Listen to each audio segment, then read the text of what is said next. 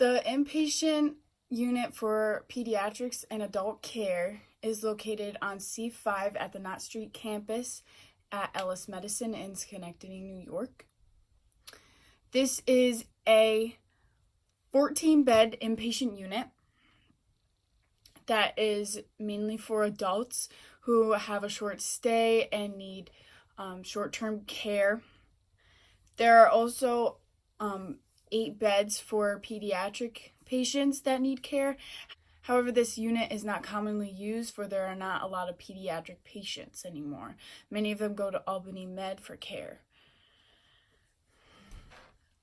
The function and purpose of this department is to supply morning medication and medication throughout the day to patients, as well as provide 3 meals a day, as well as to observe the patient for any changes in their health.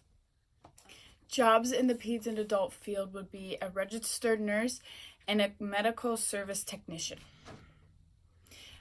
Other departments that peds and adult works with is pulmonology, the cardiocatheterization laboratory, and dining and nutrition. My first day at peds and adult really helped me learn how the department functions. A lot of the morning medications were given while I was on my rotation, and it was very similar to the ER and how they function, where they'd have to scan the wrist and scan in the medications that they'd have to give the patient.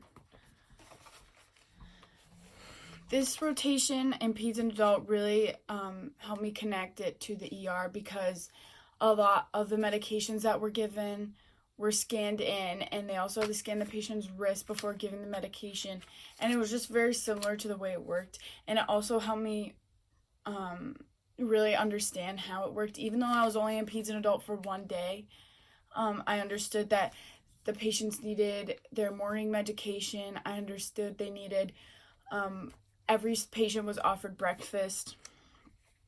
The first patient I saw had an amputation of the big toe, and it led to an infection, and that's why they were staying overnight. They were diabetic and also had a history of COPD. The second patient I saw also had abdominal pain, and they needed emergency dialysis.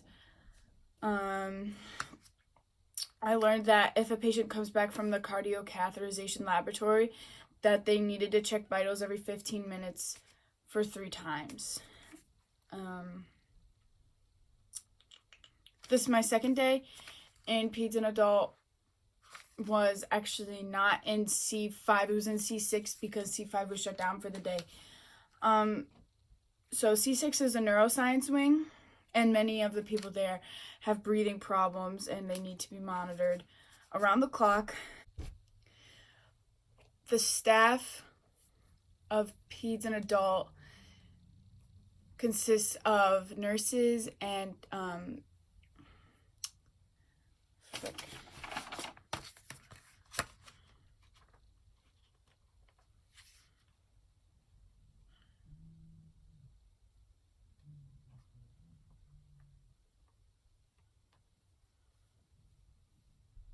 one of the patients I saw was diabetic, and he actually got a serious brain injury from his blood sugar being too high, and this led to he is now nonverbal. He can't do involuntary actions. He can't bathe himself. He can't feed himself. I didn't even, it made me realize how serious diabetes really is, and if you let your blood sugar get too high, it can lead to serious brain injuries. Like, he needed burr holes. He had total dependence. His glucose was in the 500s, and he needed burr holes because he was also getting seizures. And he also took seizure meds to help take care of that. Another patient had diabetic ulcers on his feet, and he has been in the C6 facilities for a very long time, and he wanted to get out of there. So he's having kind of an existential crisis because he didn't find meaning in life anymore, because he was just stationed in bed all day. And he did not like my white coat because the doctors who have gone to talk to him and said he can't leave were wearing a white coat, and he was kind of, it kind of set up a red flag for him. The nurses run the rounds. The rounds are a summary on each patient, and how they're doing, and just kind of update the attendings on the floor and the other nurses and students. The nurses on both C5 and C6 are very similar because they continuously round on their patients and make sure they're doing okay. They give them the medicine they need at the times they need. They're very on top of that. They assess any necessities that they may need, maybe an extra blanket or maybe need to get up and wash their hands. But the nurses have very good bedside manner, which is very important for these adults who may be staying for a week, or maybe even for the adults staying one day. Upon asking my preceptors about advancements that have been made in the Peds and Adult department, I was informed with many changes that have been done to improve the care of patients, such as shift reports, a background assessment, and change in IVs every 4 days. This just pertains to Ellis to help prevent infection in the patient. They also have video monitors that they can put in a patient's room to make sure that they have 24-hour surveillance and that they have proper treatment, and if anything happens, they have it on tape. And they also have these new beds that turn patients so they don't get bed sores, or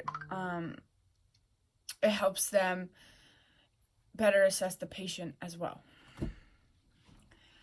In order to become a registered nurse, nurses must obtain an associate's or bachelor's degree, and clinical experience for technical skills and on-hand experience is mandatory before entering the workforce, just to make sure that the nurses have first-hand experience in how to handle certain situations that may need assistance. Nurses need a nursing license. It's computerized. It's called the NCLEX-RN, and it measures the amount of skills that the nurse has retained in order to enter the workforce. They can get credentials, such as a nurse in cardiology, a nurse in pediatrics, a surgical nurse. In order to continue on their education, a nurse with an associate's degree can go on and get a bachelor's, or a nurse with a bachelor's degree can go on and get a master's, and they can join societies like the American Society of Registered Nurses. In order to become a medical technician, they need at least an associate's degree or a certification in medical and clinical lab technology. If their state requires it, they need a license, but it's preferred by employers that the employees have a license. And in order to continue on their education, techs can go to nursing school in order to become a nurse, and they can get a higher salary that way as well.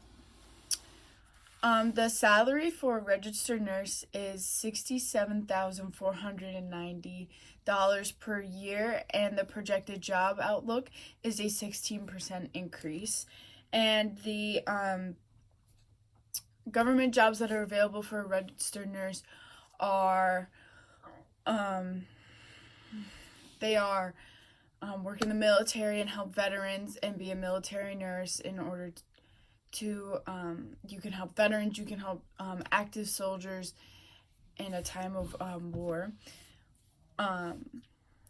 The salary for a medical technician is $44,700 a year, and the projected job outlook is a 10% increase between the years of 2018 and 2028.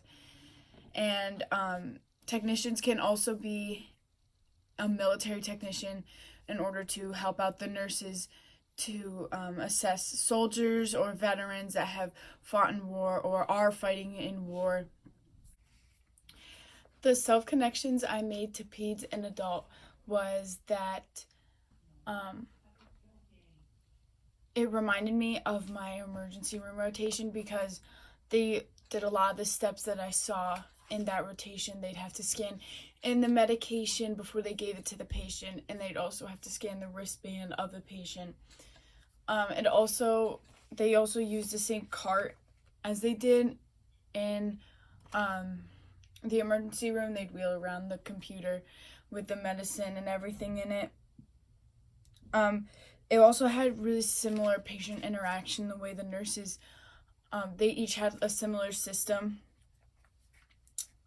My text connection to Peds and Adult is the existentialism lecture we had in class, because one of the patients was stuck in a room for a very long time, and he just didn't understand the point of life if he was just going to sit in the room, and he was having an existential crisis, which reminded me of when we learned about that and did a project on existentialism. The world connection I have to Peds and Adult is that many adults and pediatrics as well need surgery, as well as need a place to recover, and that is where the patients go to recover, and that's where the nurses give them really good bedside manner, which is also really important.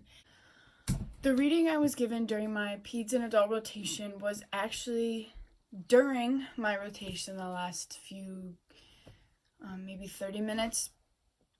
And I was allowed to go on the Ellis Medicine website and look up all the policies that the nurses must follow, such as the insulin pumps and tube feedings and stroke care.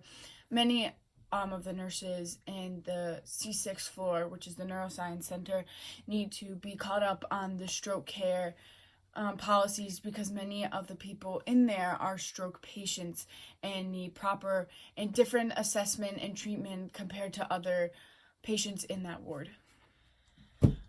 I felt that my Peds and Adult rotation was very informative on how hospitals work on a day-to-day basis and keeping and caring for their patient.